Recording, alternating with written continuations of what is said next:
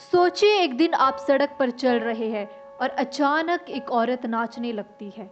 आप सोचते हैं शायद कोई त्योहार है, लेकिन फिर दो चार नहीं सैकड़ों लोग नाचने लगते हैं बिना रुके दिन रात।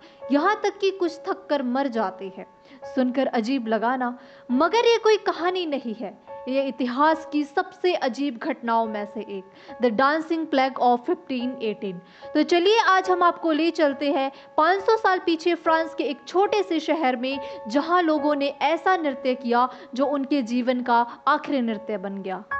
साल था 1518 और जगह थी स्ट्रासबर्ग, जो उस समय पवित्र रोमन साम्राज्य का हिस्सा था और आज के फ्रांस में आता है। उस समय की जिंदगी आज से बहुत अलग थी। न विज्ञान था, न इंटरनेट। बीमारियां फैल रही थी और लोगों को हर छोटी बात में दैविक शक्ति दिखती थी। स्ट्रासबर्ग एक शांत शहर था, लेकिन जुलाई के महीने में कुछ ऐसा हुआ जिसने सबको हिला दिया।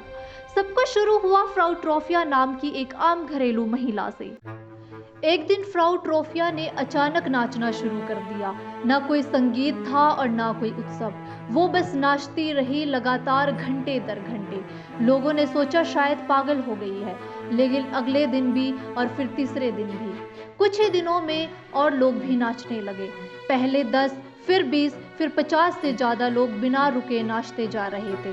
कोई गिरता तो उठकर फिर नाचने लगता, कुछ को चोट लगती फिर भी नाचना नहीं रुकता। ऐसा लग रहा था जैसे कोई अदृश्य ताकत उन्हें नचवा रही हो। लोग डरे हुए थे और समझ नहीं पा रहे थे कि ये हो क्या रहा है। क्या ये कोई भूत प्रेत का असर था या कोई सजा? चर्च ने कहा कि ये पाप का फल है।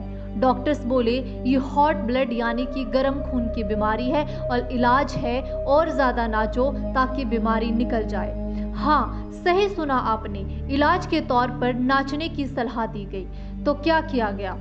शहर में स्टेज बनाए गए और म्यूजिशियन बुलाए गए ताकि लोग और अच्छे से नाच सके। पर नतीजा निकला कि लोग बीमार पड़ने लगे और कुछ की तो मौत भी हो गई। इतिहासकारों के अनुसार करीब 400 लोग इस नाचने की महामारी से प्रभावित हुए। कुछ लोग दिन रात नाचते रहे जब तक कि उनके शरीर जवाब नहीं दे गए। कुछ की मौत दिल का दौरा पड़ने से हुई, कुछ थकान और पानी की कमी से मर गए। लोग डरने लगे थे कि ये महामारी पूरे शहर को निगल जाएगी। कुछ ने इसे शैतान का नाम कहा और कुछ ने भगवान की नाराजगी, और कुछ बोले ये तो कोई जादू टोना है। अब सवाल ये उठता है कि ये सब हुआ क्यों? इतिहासकारों और विज्ञानों ने बाद में इस पर रिसर्च की और कई थ्योरी सामने आई। सबसे पहले एर्गोट पॉइजनिंग थ्योरी। ये एक तरह की फंगस होती है जो गेहूं और अनाज में लगती है। इससे एलएसडी जैसा हेल्यूसिनेशन होता है और लोग अपने दिमाग में चीजें महसूस करते हैं जो असली में नहीं होती। दूसरा है मास हिस्टीरिया थ्योरी।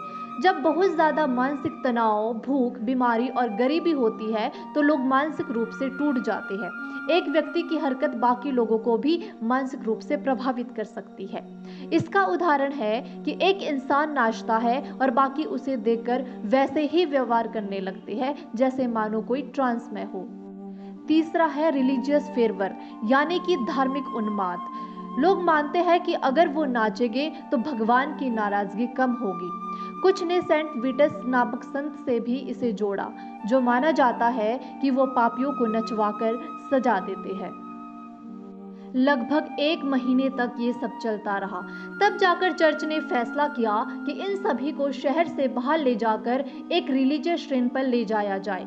वहां इनसे पाप मुक्ति की प्रार्थना करवाई गई और नाचने की ये लहर धीरे धीरे खत्म हो गई।